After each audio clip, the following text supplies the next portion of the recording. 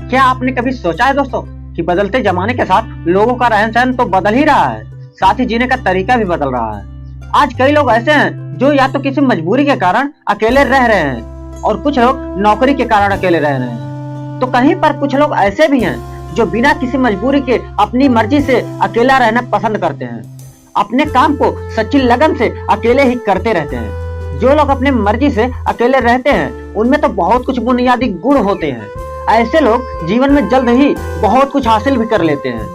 और दूसरी ओर ऐसे भी लोग होते हैं जो एक पल के लिए भी अकेला नहीं रह सकते। ऐसे लोगों का अकेले पड़ जाना जैसे अंधेरी काल कोठरी में जीवन भर के लिए किसी कैदी का पड़ जाना होता है। फिर ऐसे लोग इस भाग दौड़ भरी जिंदगी में उलझ जाते हैं क्योंकि इनको अकेला रहना पसंद नहीं, खुद के लिए समय ही नहीं, खुद के काम के लिए समय ही नहीं।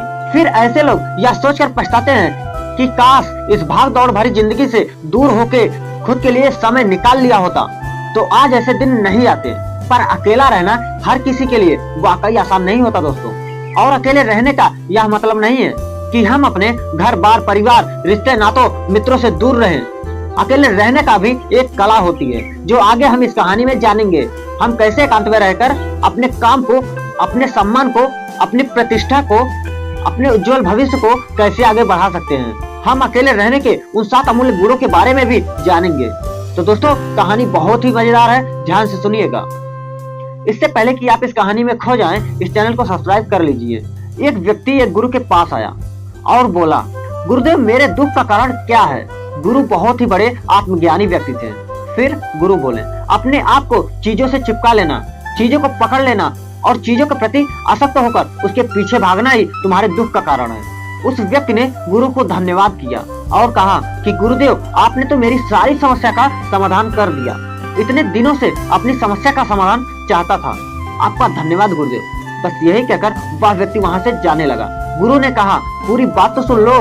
उस व्यक्ति ने कहा, नहीं गुरुदेव, आपका इशारा मिल गया, बस वही काफी है।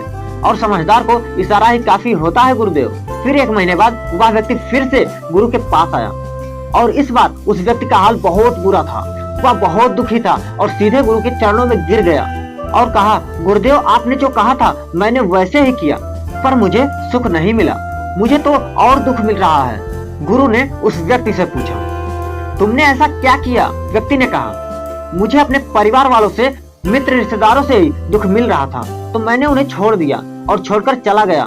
2-4 दिन तो मुझे बहुत अच्छा लगा, फिर धीरे धीरे मुझे उनकी याद आने लगी। अपने माता पिता, अपनी पत्नी, अपने बच्चे याद आने लगे।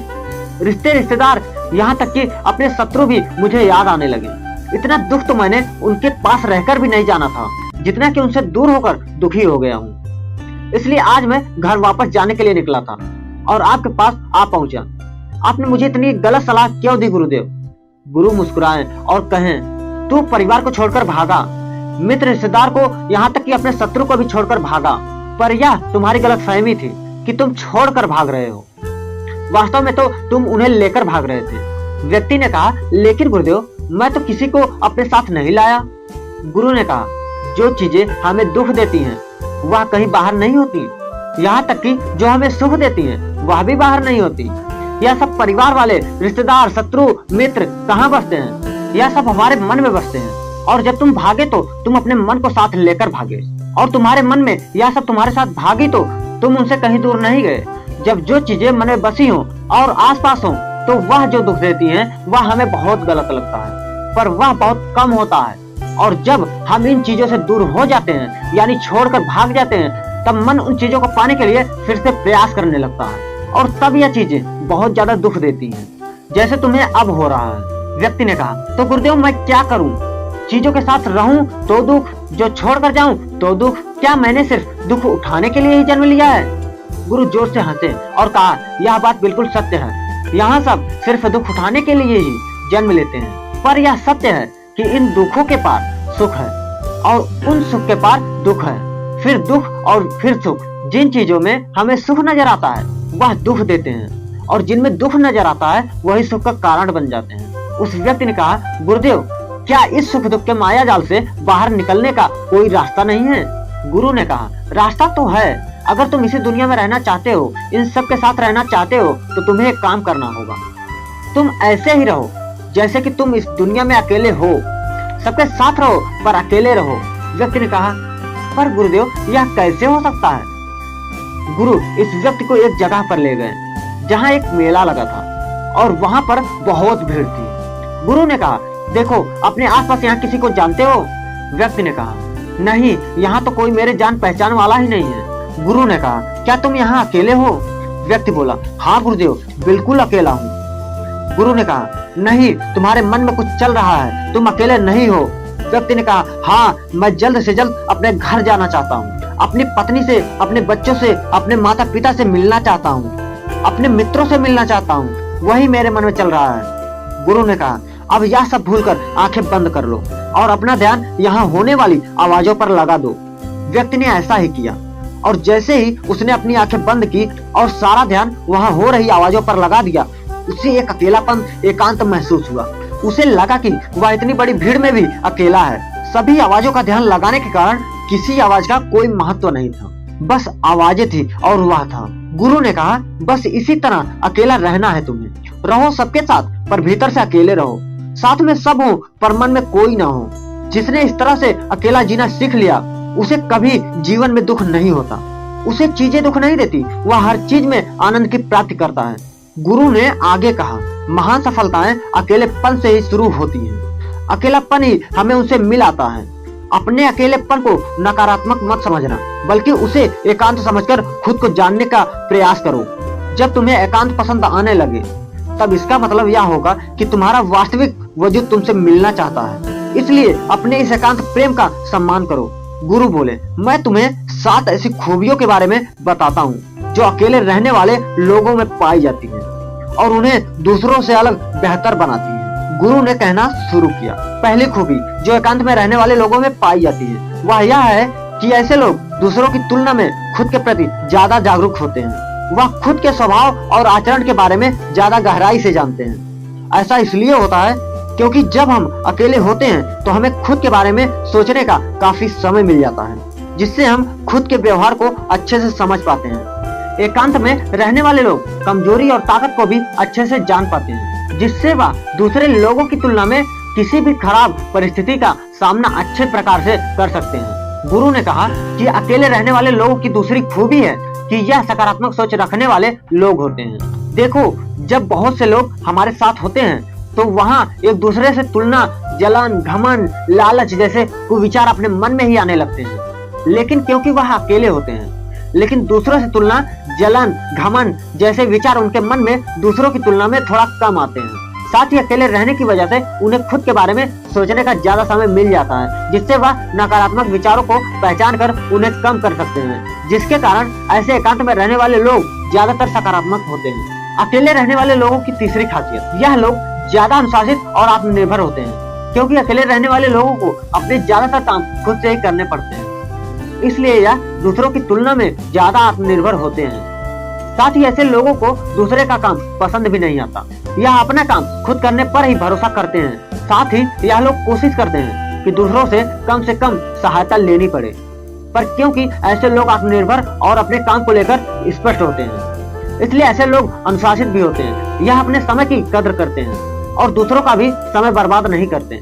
अकेले होने की वजह से ऐसे लोग एक निश्चित दिनचर्या का पालन भी करते हैं, जिससे वह लोग ज्यादा व्यवस्थित होते हैं और यह भी इनके अनुशासित होने का एक कारण है। गुरु ने आगे कहा, अकेले रहने वाले लोगों की चौथी खासियत है कि यह लोग किसी भी चीज के बारे में बड़ी ही गहराई से सोच सकते हैं और इसलिए जितने भी बड़े लेखक और बड़े बड़े कवि काव्य के रचयिता हुए हैं उन सभी को एकांत में रहना पसंद था, क्योंकि जब कोई व्यक्ति एकांत में रहता है, एकांत में होता है, तो वह अपने अंदर की आवाज को सुन पाता है, क्योंकि एकांत में रहकर किसी भी चीज के बारे में बड़ी बारीकी से सोचा और समझा जा सकता है। गुरु ने कहा, एकांत में रहने वाले लोगों की पांचवी खूबी, इनका व्यक्तित्व सबसे अलग और सबसे हटकर होता है। और वे लोग जो ज्यादातर दूसरे लोगों के साथ रहते हैं और अकेले रह ही नहीं पाते, वह कितनी भी कोशिश कर ले, लेकिन जाने अनजाने में ही सही, लेकिन दूसरों के व्यक्तित्व का कुछ हिस्सा उनके अंदर आ ही जाता है। दूसरों की आदतें, दूसरों के विचार उनके अंदर प्रवेश कर ही जाते हैं, जिससे उनके व्यक्तित्व में वह अनूठापन नहीं आ पाता।